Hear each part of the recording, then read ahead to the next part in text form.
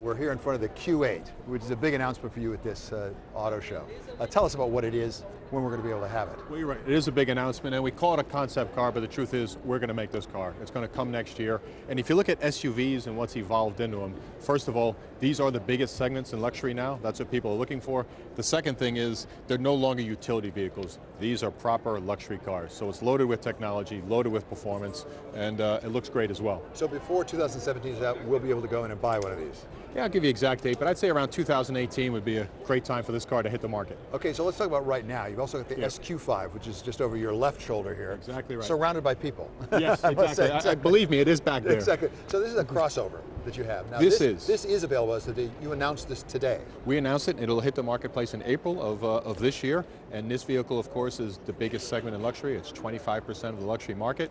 Its sister vehicle, the Q5, will be hitting the marketplace in April as well. And this is the sporty version, SQ5. So it's a really good machine. So between the Q8 and the SQ5, you have an SUV story here.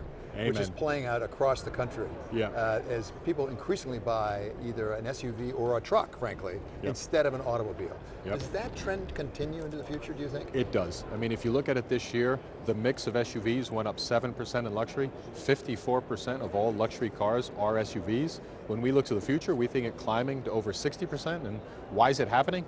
People like this body style. Gen Y is forming families and they're used to SUVs. And frankly, you don't have a compromise. Fuel economy is relatively the same, the packaging is good, so we don't see it going backwards, regardless of fuel prices. So one of the things that you're really moving forward on is artificial intelligence, NVIDIA. You just came from CES, right? We did, that's right. Tell us about what you're doing there and why. I think the first thing is we believe in autonomous and piloted driving. We've been the innovators, we've been doing this since 2005, we've driven from Stanford to Las Vegas, we've taken the lead, but the truth of the matter is what we're finding out is when you get out there in the real world, it is complicated. So if all you use right now is just cameras and sensors and LiDAR, and you have to use basically computer software.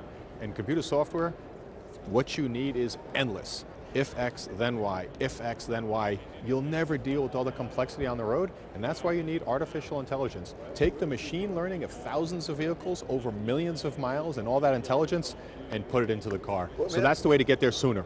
It may not be thousands of vehicles, but you're going to be really doing some real life experimenting out in California. Put these cars in people's hands. Exactly right. When does that happen? How big is it? I mean, look, we're going to start to test these models probably starting next year to gather the intelligence. We will be the first with artificial intelligence with what we call a level 4 autonomous, and that will happen in 2020. But again, there's no way to get autonomous safer and sooner without artificial intelligence. It won't happen. So a lot is going on in the car industry, without a doubt. Amen. There's also a lot going on across the country now with the new administration coming in. A little bit, yes, a little bit. Donald Trump got elected. So as you look forward into 2017, if you got to write your list of policies that you would like to see this administration adopt that would help your business, what would it look like?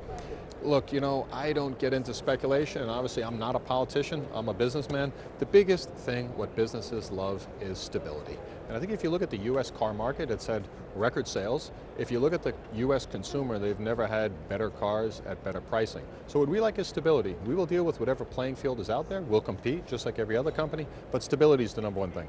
Well, one of the things that is out there right now is a lot of pressure being put on some automobile companies to manufacture in the United States rather than in Mexico or overseas. Audi does not produce in the United States. Does that put you in a particularly vulnerable position?